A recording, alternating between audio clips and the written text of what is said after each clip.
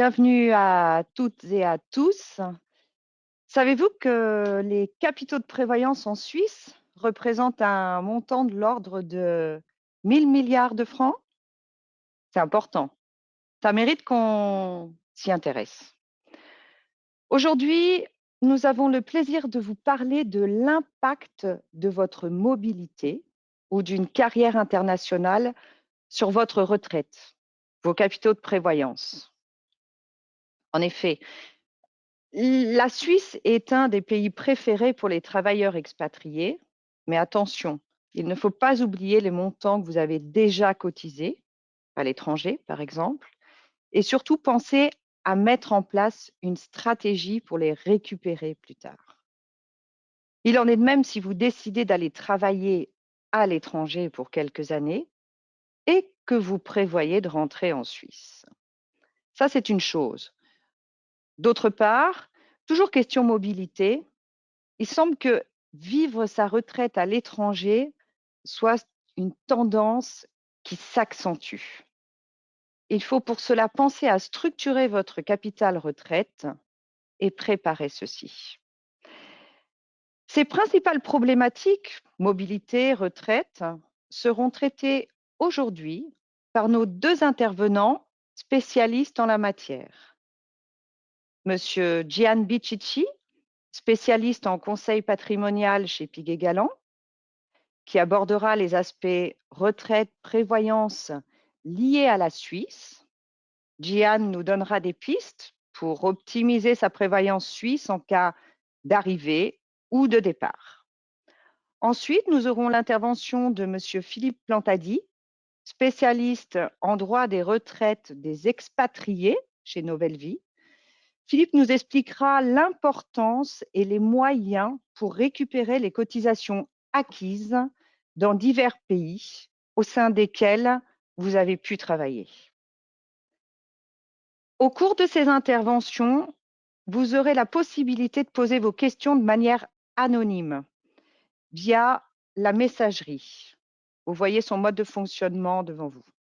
N'hésitez pas, nous y répondrons avec plaisir à la fin de chaque intervention. Si vous avez des questions plus personnelles, n'hésitez pas non plus à nous contacter directement.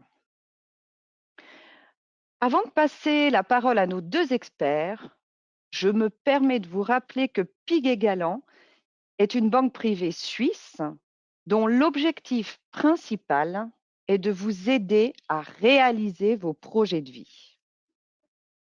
C'est grâce à une approche globale qui s'articule autour de 3 piliers que sont l'investissement, le financement et le conseil patrimonial, que nous contribuons au bonheur de nos clients. Notre actionnaire majoritaire, la BCV, Banque cantonale vaudoise, vous offre la sérénité et notre taille nous permet d'avoir une belle réactivité. Mais sans plus tarder, je laisse la parole à Gian Bicicci qui va aborder les aspects liés à la prévoyance en Suisse. Merci Gian. Bonjour à tous et merci à Kitri pour cette présentation. Mon rôle au sein de la banque consiste à intervenir auprès des clients à la demande des conseillers justement pour aborder tout ce qui relève du conseil patrimonial global et donc ce qui sort finalement de la gestion de portefeuille et des investissements à proprement parler. Je suis assez régulièrement sollicité pour tout ce qui relève des questions de prévoyance, mais également d'immobilier, tous les aspects matrimoniaux, successoraux et également fiscaux. Le but étant au final d'accompagner les clients dans la réalisation de leurs projets à travers une gestion qui se veut fiscalement efficiente. C'est vrai que ces dernières années, on constate qu'il y a de plus en plus de questions qui relèvent de la retraite et les gens étant de plus en plus mobiles également au niveau de leur carrière, c'est essentiel finalement d'anticiper, de bien structurer son patrimoine en amont pour pouvoir conserver un maximum de flexibilité d'une part, et puis surtout être en mesure de réagir assez rapidement et prendre les bonnes décisions au moment où les changements interviennent. Et c'est dans ce contexte-là qu'on intervient assez régulièrement dans la mesure où que les personnes s'installent en Suisse ou qu'elles s'expatrient, il y a toujours beaucoup d'implications sur la prévoyance et les avoirs de retraite accumulés. Et le but étant vraiment de pouvoir apporter une structure et des réponses sur mesure en fonction des besoins de chacun. Si je prends l'exemple de la personne qui vient s'installer en Suisse, elle va rapidement être confrontée ou découvrir en tout cas le système social qui repose sur le système des 3 piliers. Le premier pilier étant souvent assez bien connu puisque c'est un système de répartition que l'on retrouve dans la plupart des pays d'Europe de l'Ouest et qui consiste finalement à cotiser aujourd'hui pour les personnes qui sont maintenant à la retraite. Là-dessus, malheureusement, votre sphère d'influence est limitée, voire même inexistante, donc il n'y a pas grand-chose que vous puissiez faire. Mais l'avantage de la Suisse repose principalement sur le système de capitalisation, incarné par le deuxième et le troisième pilier. Lorsqu'on parle de deuxième pilier, on parle de caisse de pension. C'est un relevé que vous recevez une fois par année qui vous apporte vos différentes projections justement dans différents scénarios, que ce soit au moment de la retraite, à l'âge légal ou anticipé, mais également au niveau des prestations de risque, en cas d'invalidité ou en cas de décès. Et finalement, votre plan de prévoyance dépend en grande partie de votre employeur si vous êtes salarié. Lorsque vous êtes indépendant ou chef d'entreprise, vous avez la chance de pouvoir finalement construire votre propre plan de prévoyance pour vous et vos employés. Si en revanche vous êtes salarié, vous êtes tributaire de la caisse de pension et du plan de prévoyance qui a été choisi par votre employeur.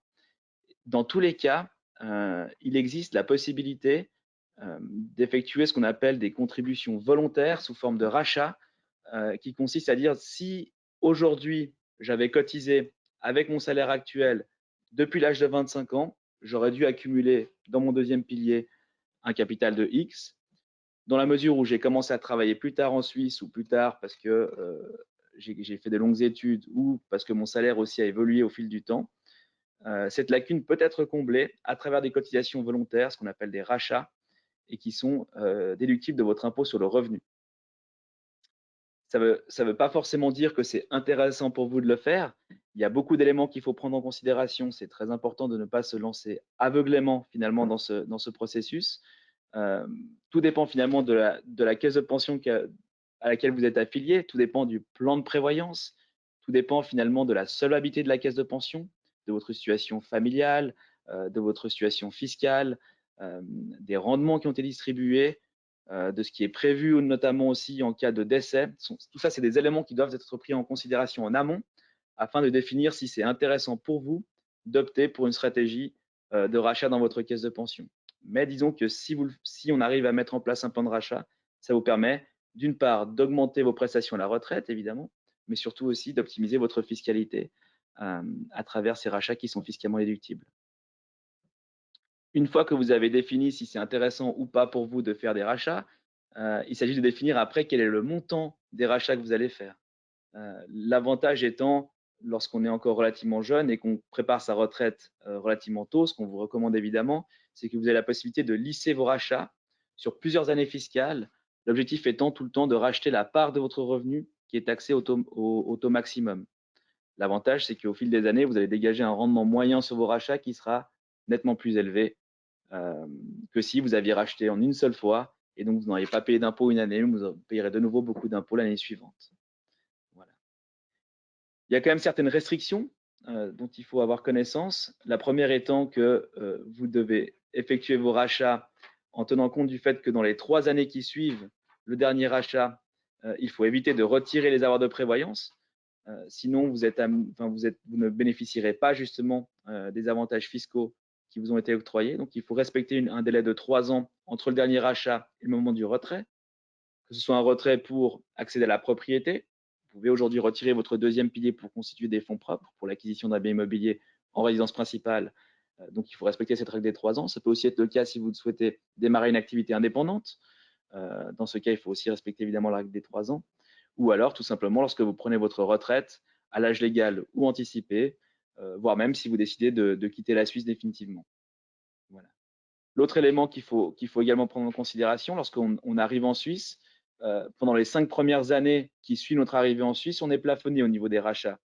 L'objectif étant d'éviter que les personnes viennent s'installer temporairement en Suisse fassent des rachats massifs dans leur caisse de pension pour annuler totalement leur fiscalité, puis repartent en fait dans leur pays d'origine ou un autre pays sans avoir jamais contribué finalement à travers l'impôt sur le revenu.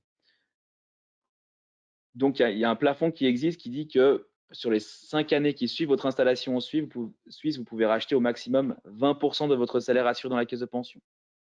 Concrètement, si quelqu'un gagne, je donne un exemple, 120 000 francs par année, il aura un salaire assuré dans sa caisse de pension en général aux alentours des 100 000 francs. Et donc, en respectant cette règle des 20%, il pourra racheter que 20 000 francs par année pendant les 5 premières années. Au bout de la 5e année, cette restriction tombe. Voilà. L'autre avantage que l'on a à travers le système de capitalisation, c'est donc le troisième pilier. Le troisième pilier, lui, est totalement facultatif. C'est une prévoyance individuelle que chacun peut mettre en place et sur laquelle il peut cotiser librement avec un plafond pour les personnes qui sont affiliées au deuxième pilier, qui est aujourd'hui fixé à 6 883 francs par personne et par année. Il y a également la possibilité, lorsqu'on n'est pas affilié à une caisse de pension, notamment pour les indépendants qui ont décidé de ne pas s'affilier à un deuxième pilier, de cotiser jusqu'à 20% du salaire AVS, au maximum 34 416 francs par année, ce montant étant également fiscalement déductible. Donc pour résumer, finalement, lorsqu'on arrive en Suisse, ce qui est intéressant de faire, c'est dans un premier temps, tout de suite, si possible, ouvrir un troisième pilier, cotiser dessus jusqu'au plafond qui s'applique, dans notre cas aujourd'hui, pour une personne affiliée à 6 883 francs. Lorsque vous atteignez ce plafond, il faut analyser finalement les possibilités de rachat dans la caisse de pension, voir si ça fait sens pour vous, en tenant compte des différents éléments que j'ai énoncés tout à l'heure. Et ensuite, si ça fait sens, du coup, définir quel est le montant optimal qu'il faut racheter d'année en année. C'est évidemment des calculs qu'on peut vous faire assez facilement et qu'on fait régulièrement pour nos clients. Voilà lorsqu'on arrive en Suisse. Vient ensuite la question de ce qui se passe lorsqu'on quitte la Suisse, lorsqu'on est amené à quitter la Suisse, soit au moment de la retraite, soit tout simplement pour relever un nouveau défi professionnel à l'étranger. C'est les deux cas finalement qu'on retrouve le plus souvent. La question qui se pose, c'est qu'est-ce qu'il advient finalement de ces capitaux de prévoyance que j'ai accumulés au fil du temps. Alors, en ce qui concerne le troisième pilier, qui est l'épargne facultative à laquelle chacun peut contribuer, vous avez finalement le choix de retirer ou de conserver en fait l'argent sur votre compte.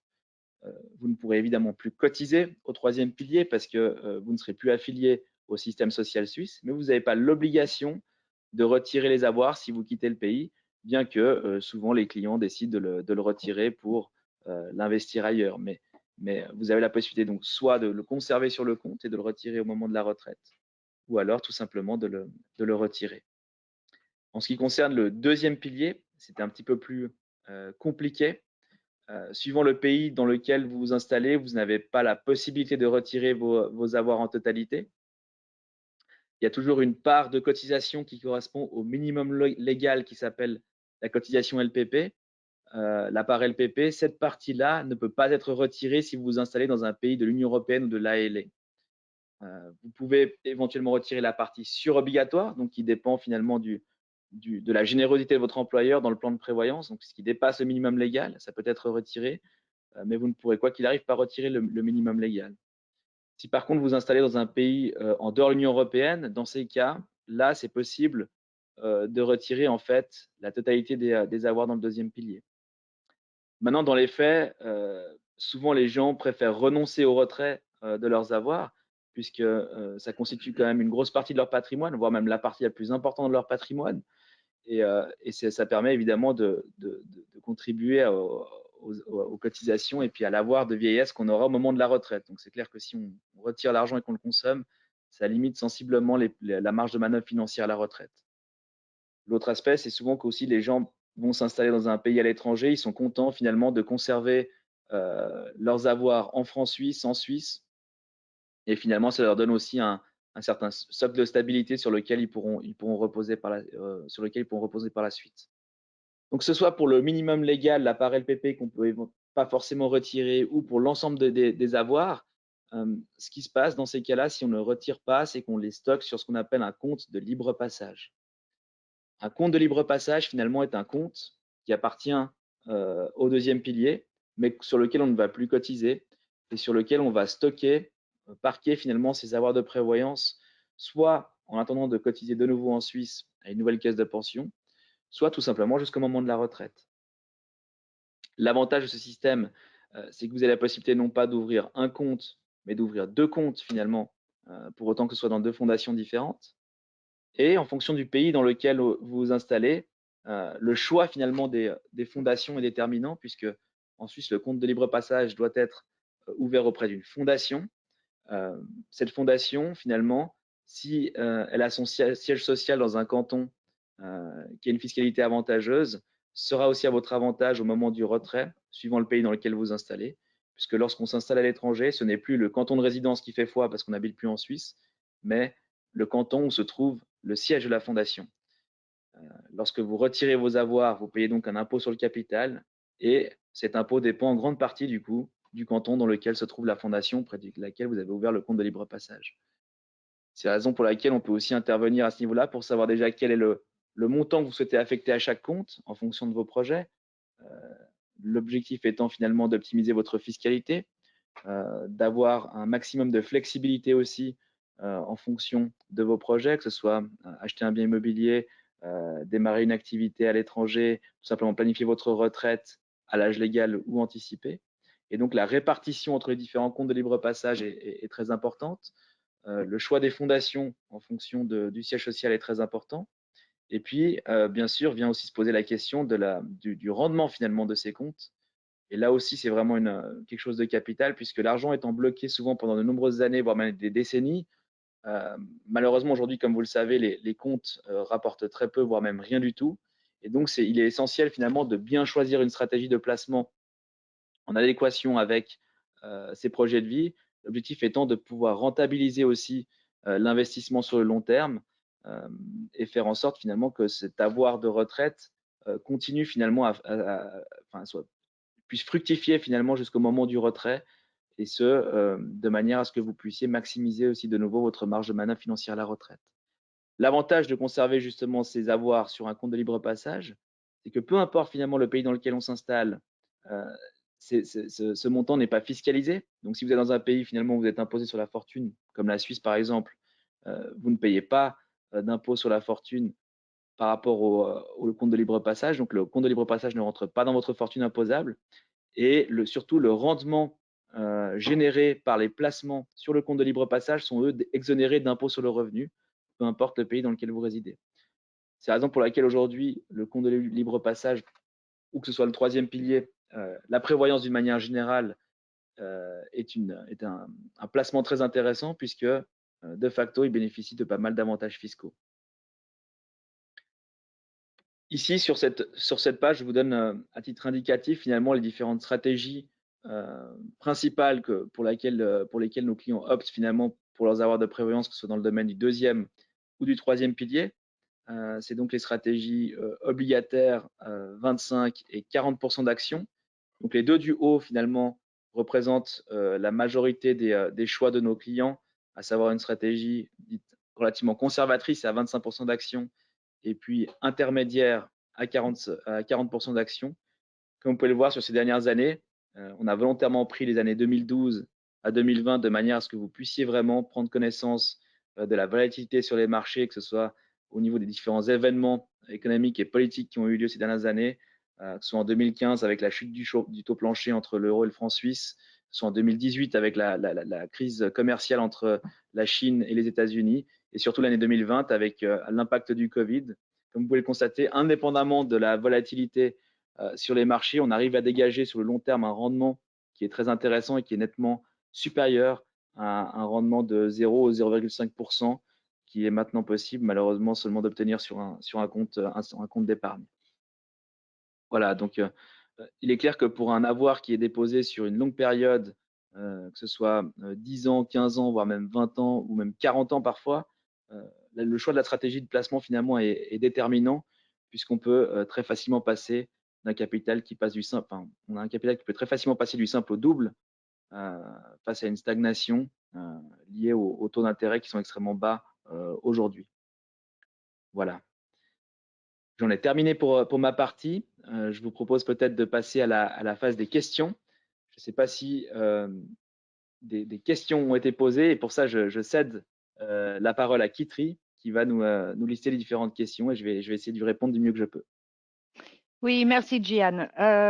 C'est vrai que nous avons déjà 2-3 questions. Surtout, n'hésitez pas à continuer à poser vos questions. On pourra y répondre à la fin du webinaire. J'ai une question concernant le rendement. Tu parlais du rendement du placement dans le libre passage. Euh, Est-il possible d'investir sa prévoyance dans des stratégies avec plus d'actions? Alors, oui, tout à fait. C'est vrai que je vais revenir sur le graphique de tout à l'heure. Ici, on a mis finalement les 3 stratégies dans lesquelles la plupart de nos clients sont investis.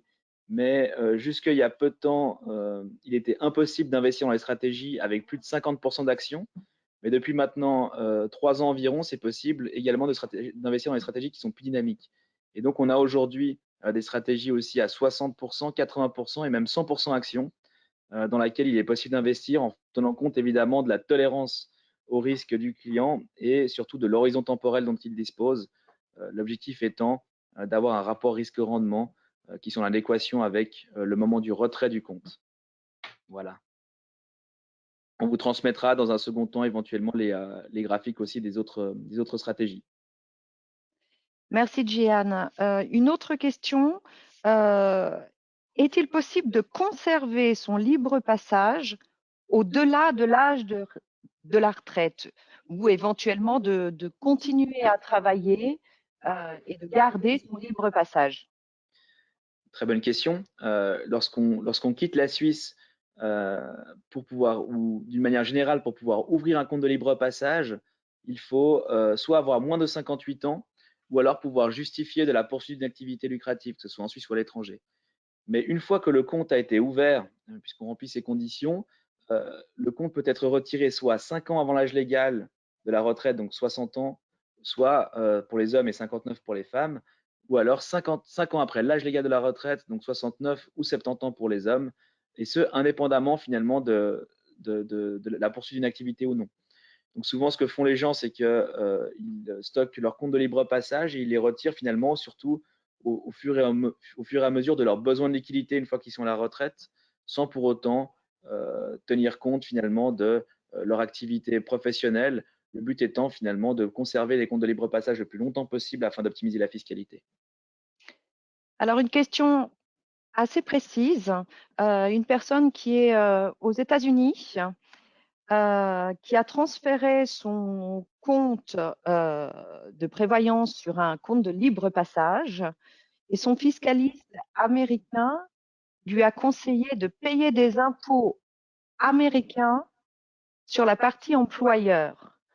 Et la personne demande de quoi aurait-il besoin pour démontrer en Suisse qu'il a déjà payé des impôts sur cette partie. Alors peut-être que c'est une question, je ne sais pas, trop personnelle. Est-ce que tu arrives à y répondre maintenant ou sinon en deuxième temps? Malheureusement, une question à laquelle on ne pourra pas répondre, tout simplement parce qu'on n'est pas habilité finalement à fournir du conseil fiscal proactif pour les personnes résidant aux États-Unis.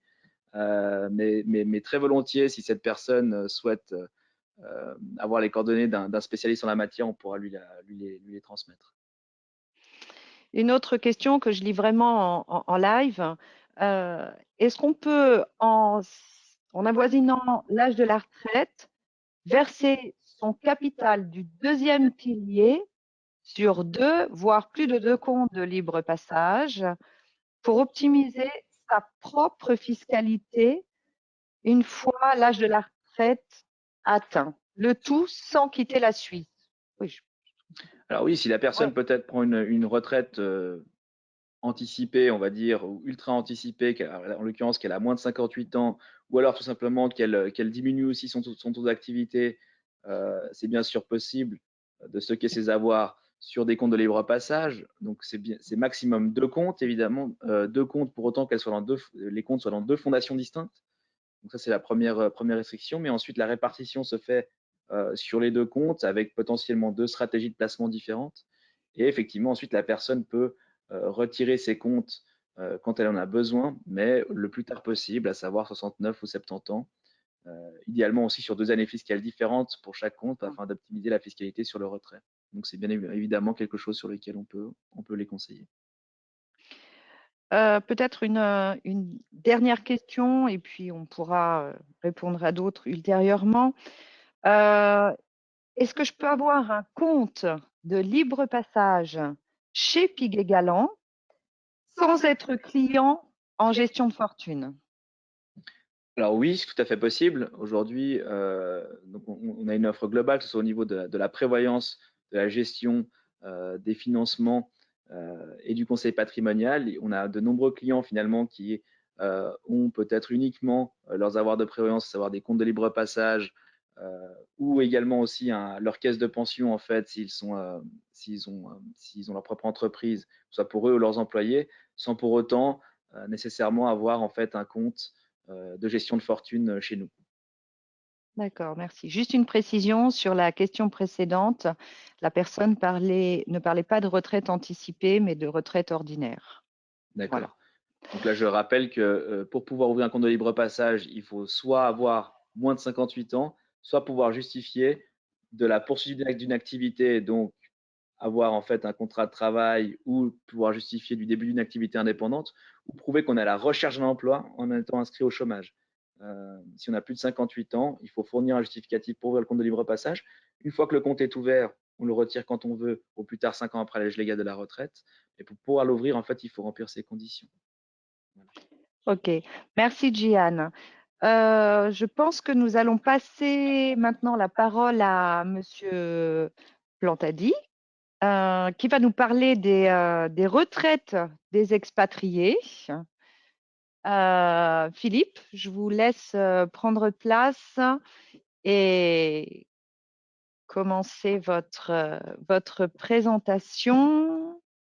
Je vous laisse vous installer. Je vous rappelle que Philippe Plantadi a créé Nouvelle Vie euh, avec plusieurs partenaires et donc intervient dans le droit de retraite des expatriés. Philippe, je vous laisse la parole. Merci Guitry. Bonjour à tous. Merci d'être présent à cette conférence web. Donc moi, je vais vous parler des retraites internationales, de l'impact de la mobilité dans votre parcours professionnel sur vos droits au régime de retraite, uniquement dans les régimes de retraite dits obligatoires, donc les régimes en Suisse, l'AVS, le premier pilier, la sécurité sociale en France, tous les pays peuvent être déclinés dans cette présentation.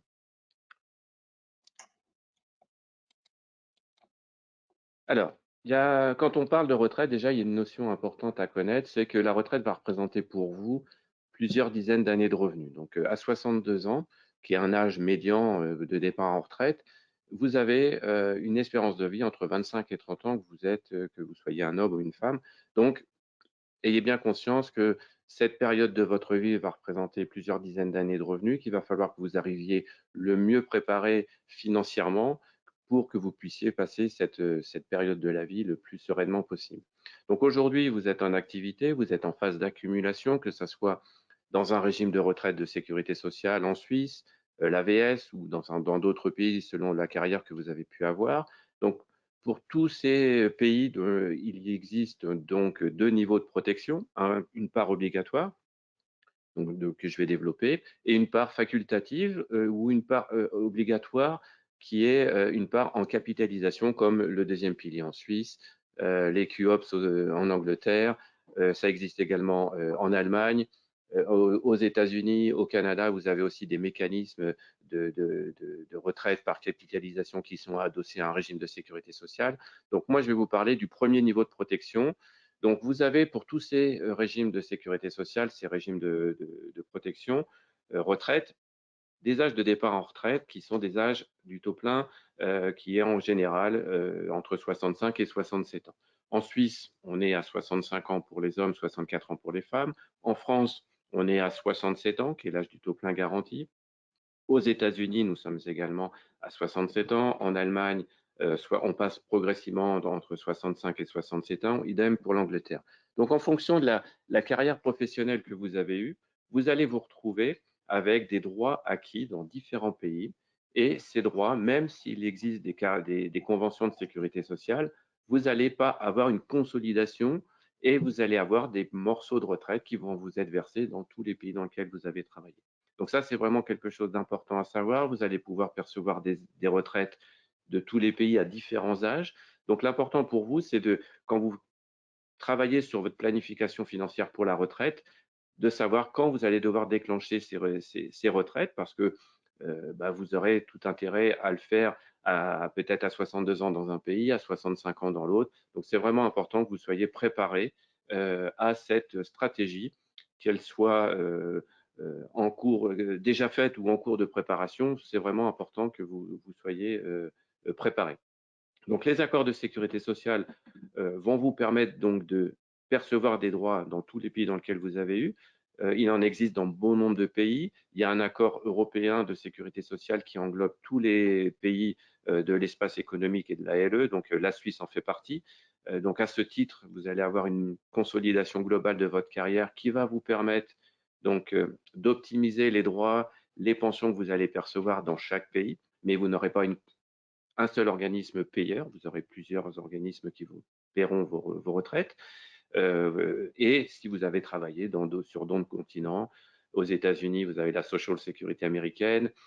Au Canada, vous avez l'Office des pensions. Au Québec, la Régie des rentes du Québec. Vous avez également la Régie canadienne pour toutes les autres provinces. Vous avez dans d'autres pays, comme au Japon, le National Pension Service qui va vous verser une pension. Donc voilà, donc c'est vraiment essentiel pour vous d'arriver bien préparé. L'impact d'une carrière internationale au niveau des régimes de sécurité sociale. Donc, on a pris sur cette diapositive quatre cas de carrière un peu différentes. Toutes ces personnes sont passées par la France où elles ont travaillé un certain nombre d'années, elles ont acquis un certain nombre de trimestres. Et donc, si on prend le cas, vous voyez que pour ces personnes, il peut y avoir des impacts différents. Donc, si on prend le premier cas de Claude, qui a travaillé 100 trimestres en France, 54 trimestres en Suisse et 14 en Italie, cette personne, grâce à l'accord de sécurité sociale européen, va percevoir 100% des droits qu'elle a acquis dans ces 3 pays sans impact parce qu'il y a une consolidation, il n'y a qu'une seule convention qui va s'appliquer. Et donc, en fonction des différents âges de perception, donc peut-être potentiellement à partir de 62 ans en France, 64 ou 65 ans en Suisse, 65 ou 66 ans en Italie, cette personne percevra donc des retraites de ces 3 pays augmentées, donc des capitalisations qu'elle aura pu faire, comme le deuxième pilier en Suisse ou dans d'autres pays. Pour Anne, on a une situation un peu différente. On a une carrière en France, une carrière en Suisse, 54 trimestres, et ensuite Anne est partie vivre aux États-Unis, travailler aux États-Unis. Donc on a bien une convention entre la France et la Suisse à travers l'accord européen.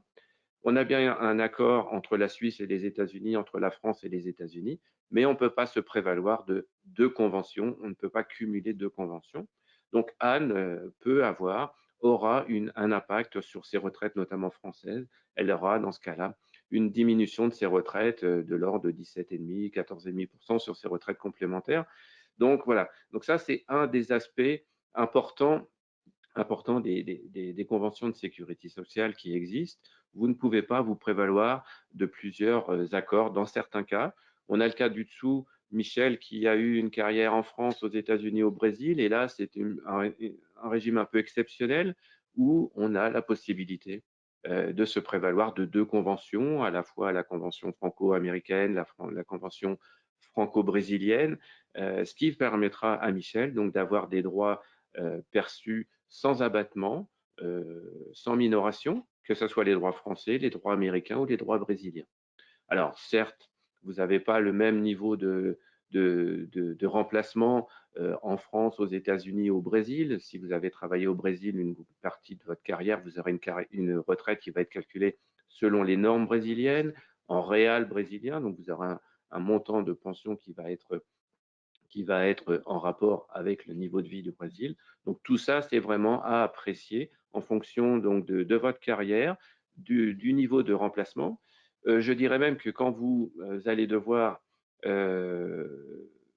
organiser votre stratégie de retraite, il est bon d'anticiper, de dire voilà, je envisage de passer ma retraite dans tel ou tel pays, de manière à vraiment optimiser vos flux financiers, de manière à ce que vous soyez optimum à ce niveau-là au moment de la retraite. Alors, c'est vrai que quand on travaille en planification, on essaye d'avoir des stratégies, des stratégies en fin de parcours. Donc, c'est pas gravé dans le marbre, mais c'est quand même bien de travailler sur un horizon qui vous donnera de la visibilité et qui vous permettra de prendre des décisions pour vivre mieux votre retraite.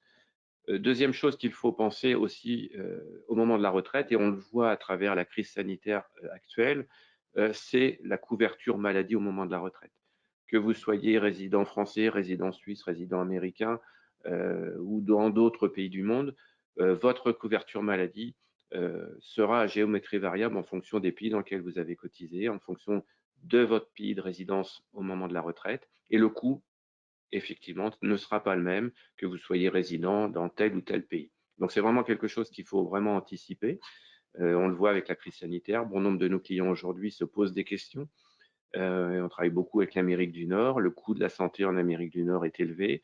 Il peut être aussi élevé en Suisse. Les primes d'assurance maladie sont quand même assez significatives en Suisse et vont aussi s'accentuer peut-être au moment de la retraite. Donc, c'est vraiment un aspect que vous allez devoir intégrer dans votre stratégie de planification retraite. Alors, je vais présenter 3 régimes. C'est assez relativement exhaustif. On va parler donc du régime de base AVS. Ensuite, on va parler de l'Angleterre avec l'aspect du Brexit. Et dernièrement, je parlerai du régime américain. C'est pour vous montrer l'impact des retraites internationales. Donc, en Suisse, vous pouvez percevoir votre premier niveau à partir de 64 ou 65 ans, que vous soyez un homme ou une femme. Vous avez la possibilité d'anticiper de 2 ans cet âge de départ en retraite avec une minoration de l'ordre de 6,8% par an et la possibilité de différer votre demande de retraite avec une bonification qui peut varier entre 5 et 30% selon le délai d'ajournement que vous faites de votre pension. Donc, pour avoir une retraite complète en Suisse, il faut avoir cotisé 44 ans. Donc, vous cotisez à titre obligatoire à partir de l'âge de 18 ans si vous avez un certain montant de revenus. Le montant de la rente maximum est de l'ordre de 1185 francs suisses par mois et le minimum, et le maximum est de l'ordre de 2370 francs suisses par mois. Donc, tout ça est à proratiser en fonction de votre nombre d'années d'activité en Suisse. Donc ça, c'est votre premier niveau de protection. Vous avez en Suisse, comme l'a rappelé Djihad, un deuxième niveau obligatoire qui est le deuxième pilier qui vient compléter votre niveau de rémunération, de revenus au moment de la Suisse. Donc ça, c'est vraiment un régime qu'il faut travailler en amont avec votre organisme de gestion patrimoniale. En Angleterre, donc, on avait jusqu'à présent un régime de retraite qui faisait partie donc des régimes signataires de l'accord européen. Il a pris fin donc avec le Brexit. Donc au 1er janvier 2021, toute personne qui ira travailler en Angleterre et qui n'a jamais exercé ou qui n'exerçait pas au 31 décembre 2020, donc toutes ces personnes vont devoir attendre la négociation d'un nouvel accord avec les organisations européennes. Il va y avoir une nouvelle convention qui va être appliquée aux personnes entrant en carrière dans le Royaume-Uni. Pour toutes les personnes qui étaient en activité au 1er janvier 2021, pour elles, il n'y a pas de changement en termes de droit. Si vous travaillez en Angleterre et que vous poursuivez un certain nombre d'années, la convention qui existe actuellement continuera à s'appliquer. Si vous quittez le Royaume-Uni, que vous reprenez quelques années après une activité au Royaume-Uni, à ce moment-là, vous aurez l'impact de 2 conventions de sécurité sociale, l'ancienne pour votre première carrière, la future pour votre carrière à venir, sachant qu'à ce jour, nous n'en connaissons pas les modalités. Donc, c'est vrai que c'est quelque chose qui va être assez perturbant pour bon nombre de personnes, notamment toutes les personnes qui ont fait un step en Angleterre et qui ont acquis des droits. Donc aujourd'hui, on sait comment ça va se passer. les personnes qui potentiellement devraient revenir en Angleterre vont avoir un impact. Donc là, on a 2 cas de figure sur cette diapositive qui sont les cas les plus simples, mais c'est vrai que le Brexit va complexifier de manière assez significative la gestion des carrières et la gestion des droits à retraite. Donc, il va falloir se positionner et être surtout en attente donc, de l'évolution des accords qui vont être signés entre la communauté européenne et le Royaume-Uni. La retraite américaine, donc la retraite américaine fonctionne un peu sous le même principe qu'en Suisse. Vous avez un régime obligatoire qui est la Social Security, qu'on pourrait comparer à l'AVS, le premier niveau en Suisse, et vous avez un deuxième niveau qui sont les revenus, un niveau de capitalisation. Le deuxième pilier en Suisse, le 401k aux États-Unis ou différents produits selon les statuts et votre statut socio-professionnel aux États-Unis. Alors, à contrario de la Suisse, le deuxième niveau de capitalisation n'est pas un régime obligatoire, c'est vraiment des régimes qui sont mis en place au sein des entreprises. Après, c'est confié à des organismes de gestion privés, qui peuvent être des banques ou des sociétés d'assurance.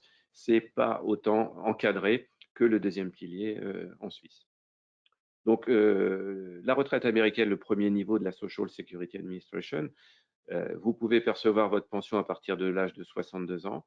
L'âge du taux plein passe progressivement de 66 à 67 ans. Donc, vous avez un âge où vous percevez 100% des droits que vous avez acquis sans abattement, à partir de grosso modo 67 ans. Si vous anticipez à partir de 62 ans, vous avez un abattement. Pour percevoir une retraite de la Social Security américaine, il faut avoir exercé au moins 10 ans, avoir validé 40 crédits, 40 trimestres. Si vous ne les avez pas, ces 40 crédits, 40 trimestres, grâce aux conventions internationales, que ce soit avec la France ou avec d'autres pays, on peut consolider votre carrière entre les deux pays, ce qui vous permet quand même de percevoir une pension si vous avez travaillé aux États-Unis que 4 ou 5 ans. Vous arriverez quand même à percevoir une pension sur le peu d'années que vous avez cotisé. Donc, ce n'est pas versé à fond perdu. Et ça, grâce aux conventions de sécurité sociale que les États-Unis ont signées avec un certain nombre de pays. Vous pouvez donc percevoir vos retraites de manière anticipée avec une minoration.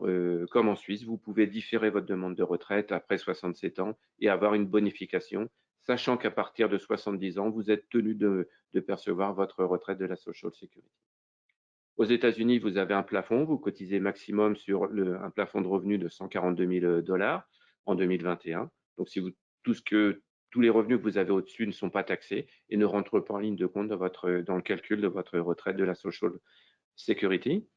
Et voilà, vous avez deux estimations de pension, 36 000 $ pour une carrière complète de revenus de la Social Security au niveau de la retraite et 18 500 $ pour une carrière d'environ 15 ans. Alors, le cabinet Nouvelle Vie Retraite pour lequel je travaille, donc est un cabinet qui est un cabinet indépendant qui travaille principalement à l'international. Notre expertise nous permet aujourd'hui, depuis 1986, d'avoir acquis des connaissances sur tous les régimes de sécurité sociale en Europe, les régimes français, les régimes suisses, les régimes d'espace économique européen, les régimes d'Amérique du Nord, Canada, États-Unis, le régime brésilien. Voilà, ça, c'est des régimes sur lesquels nous travaillons. Nous travaillons partout où il y a des personnes qui ont une carrière internationale. Donc, nous sommes aujourd'hui une trentaine de collaborateurs basés en région parisienne. L'ensemble de nos collaborateurs aujourd'hui, nous travaillons donc sur tous ces pays et nous sommes capables donc d'assister un certain nombre de clients internationaux. Nous avons la possibilité d'échanger à l'écrit ou à l'oral sur cette langue avec nos clients. Donc, nous fonctionnons sous forme de prestations de services. Donc, nous facturons des honoraires en fonction des missions que nous prenons en charge pour nos clients. Et nous intervenons à deux moments dans la vie de nos clients. En amont, dans le travail de planification de retraite, où là, on délivre des bilans retraite en travaillant sur le passé et en travaillant sur des scénarios futurs. Et nous intervenons également au moment de l'âge de la retraite, quels que soient les âges, pour prendre en charge l'ensemble des démarches administratives pour nos clients, pour demander leur retraite, que ce soit des retraites en France, en Europe, aux États-Unis, au Japon ou autre. Voilà, c'est des prestations d'assistance que nous faisons pour tous nos clients. Donc voilà, donc n'hésitez pas à me solliciter. Vous avez Vous aurez mes coordonnées en fin de présentation pour me solliciter. Vous aurez mon téléphone, mon adresse email. Je suis disponible pour discuter avec vous. C'est gratuit, sans engagement. On peut discuter de votre carrière et de votre situation de manière un peu plus détaillée. Donc là, je vais répondre aux questions. S'il y a des questions, donc Kitri, je suis à votre écoute. Oui, merci Philippe pour cette belle présentation très complète. Oui, nous avons quelques questions. Une qui concerne une personne a priori aux États-Unis. Pourrais-je percevoir mes retraites et poursuivre mon activité aux États-Unis? Alors tout à fait, le cumul emploi-retraite est quelque chose qui fonctionne très bien et pas dans beaucoup de pays. Donc vous pouvez percevoir vos retraites au premier âge, mettons en Suisse, si vous êtes une femme à 64 ans ou un homme à 65 ans, continuer à travailler aux États-Unis ou dans d'autres pays et percevoir vos pensions à un autre âge. Vous n'êtes absolument pas obligé de tout consolider, de demander vos retraites en même temps dans tous les pays dans lesquels vous avez travaillé. Merci. Une autre question qui concerne une personne qui a travaillé en France, je pense. Ai-je intérêt à cotiser de façon volontaire auprès des régimes de retraite français et ai-je intérêt à racheter des trimestres?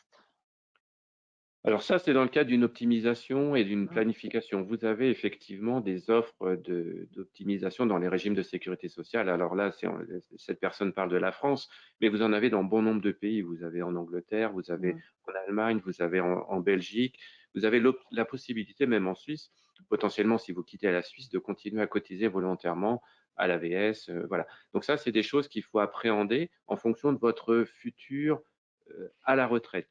Vous avez aussi des impacts sur vos droits à la couverture maladie. Donc tout ça doit s'appréhender de manière globale en fonction de votre historique de carrière, en fonction de votre futur et notamment en fonction du lieu où vous allez vivre votre carrière. Si vous voulez résider, mettons, à Tahiti au moment de la retraite, vous aurez très probablement une problématique d'assurance maladie à gérer dans votre lieu de résidence. Donc, il faudra effectivement voir comment ça va se passer pour vous. Si vous vivez aux États-Unis au moment de la retraite, idem. Si vous vivez en France ou en Suisse. Et voilà, tout ça va s'appréhender. Et c'est vrai que la notion de cotisation volontaire de rachat de trimestre va avoir un impact non seulement sur votre montant de vos retraites, sur le montant de vos droits acquis dans les différents pays et en fonction des optimisations que vous aurez fait, mais également sur votre droit à l'assurance maladie dans certains pays. Parfait. Écoutez, vous avez même répondu à une autre question qui concernait la couverture maladie. Donc, merci beaucoup. J'ai une autre question. Comment et combien de temps dois-je prévoir pour demander mes retraites? Quelle sera ma date optimale? Alors, la date optimale, elle va être définie en fonction donc, des règles de chaque régime. Donc, vous allez avoir des dates optimales qui vont dépendre des pays dans lesquels vous avez travaillé. Et vous aurez également à devoir anticiper les demandes de pension. Alors, la règle, quand on a travaillé dans plusieurs pays, notamment dans des pays où il y a des conventions de sécurité sociale qui ont été signées, c'est d'initier vos demandes de retraite dans le pays dans lequel vous résidez au moment de la retraite. Donc, si vous êtes résident en Suisse, vous allez devoir demander votre retraite suisse, bien évidemment, mais également française, allemande, anglaise, américaine, canadienne ou autre, depuis la Suisse, en passant par l'AVS, qui sera l'organisme qui va initier votre demande de retraite. Donc, je vous laisse imaginer que pour demander une retraite depuis la Suisse pour des pays européens ou des pays en Amérique du Nord ou en Asie, le délai va être un peu plus long que pour juste demander une retraite en Suisse. Donc, il faut bien anticiper de plusieurs mois, je dirais, selon les pays, entre 6 et 8 mois, vous devez anticiper parce que l'AVS va faire un travail pour initier votre demande de retraite, mais ensuite l'AVS n'interviendra pas. Ça sera l'organisme étranger, donc la France, l'Allemagne, les États-Unis, qui va revenir vers vous pour faire percevoir votre retraite. Et en fonction des administrations, parce qu'on a affaire à des administrations, ça peut prendre un peu plus ou moins de temps. Et c'est vrai qu'aujourd'hui, que ce soit en France, aux États-Unis, dans certains pays d'Europe ou à cause de la crise sanitaire, il y a un délai de latence assez important. Merci Philippe. Écoutez, je pense qu'on arrive un petit peu au bout de cette présentation. Merci à nos spécialistes, donc Philippe et Gian. Merci à vous pour votre attention. Nous restons à votre disposition pour vous accompagner, répondre à vos questions. Donc, n'hésitez pas à nous contacter. Vous avez nos coordonnées sur cette dernière slide. Nous pouvons vous envoyer également la présentation de ce webinaire. Voilà. Merci beaucoup. À très bientôt et portez-vous bien. Merci.